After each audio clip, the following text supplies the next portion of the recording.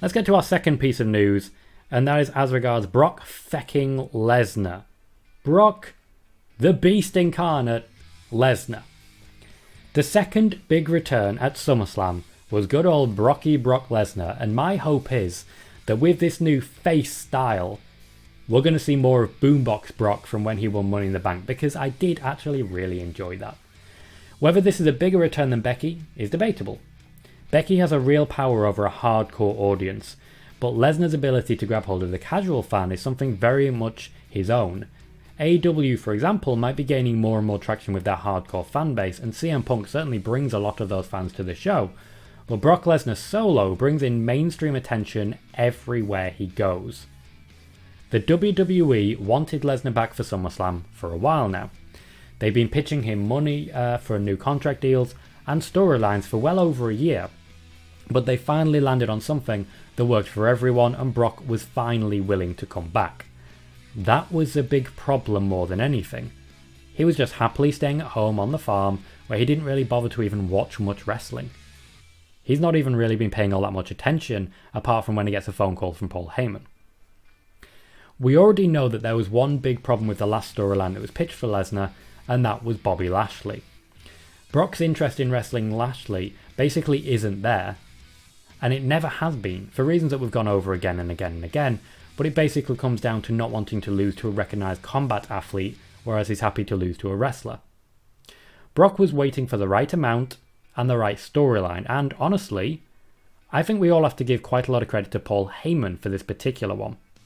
He's been constantly speaking with Brock Lesnar, encouraging him to return and get back involved with one big storyline. You guessed it, Roman Reigns. This one has a whole lot to do with Roman. Roman's perfect feud has always been Lesnar. They are ideal rivals.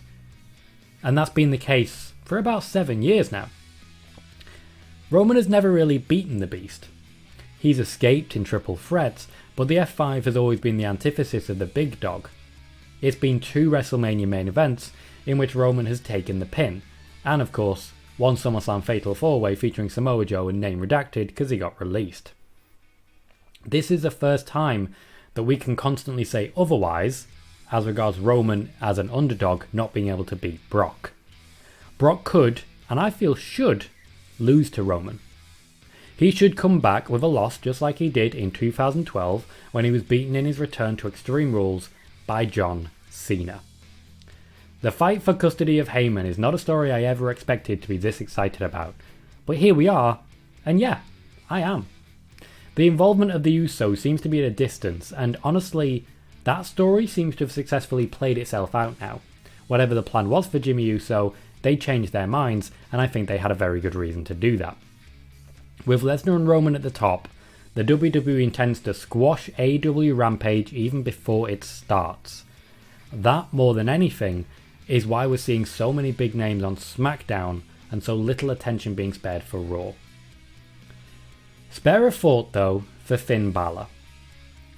Finn Balor was seemingly lined up in position to line up against Roman next. I don't know how much of this was a red herring, but I don't want to live in a world in which Finn Balor is just a red herring. What's next for Finn? I'm really not sure. We could still see Finn versus Roman, or, to be fair, they can still find a way to play this off well.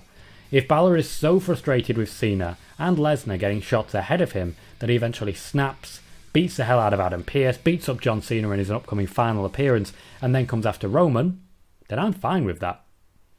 Once again, though, that requires the WWE to play its cards exactly right. And that's just not something that the WWE has a good history of. Eleanor says, I still can't believe Brock is back. Jacob is saying, nice to see Brock come off the farm. Ringskips is suggesting Brocky Balboa. And Ed wants to say Brock the Onion Lesnar. It was quite a departure. Quite a physical departure of what he was. Michael says, Brock has the easiest job. Sit on his farm for 10 months, get a call from Vince, collect the money, go back to the farm. Yeah, that's basically his entire job. And in one appearance, he'll get paid more than we will make in our entire lives. Buzzy says, Boombox Brock was very fun to see, brought some quirkiness to the character. It's unusual that we get some quirk from Brock, but I like it when we do. I really do. Eleanor says, for some reason Brock living on a farm makes me laugh. A lot of Brock Lesnar does not make sense. It genuinely doesn't.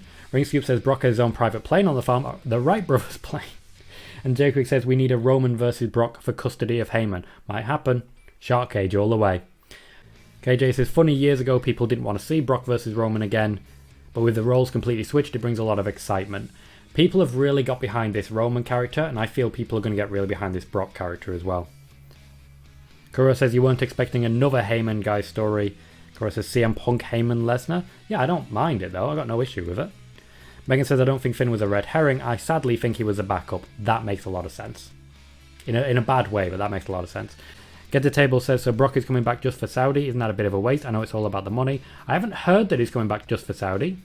I haven't heard that. And I certainly didn't just mention that. But maybe. You can never really tell.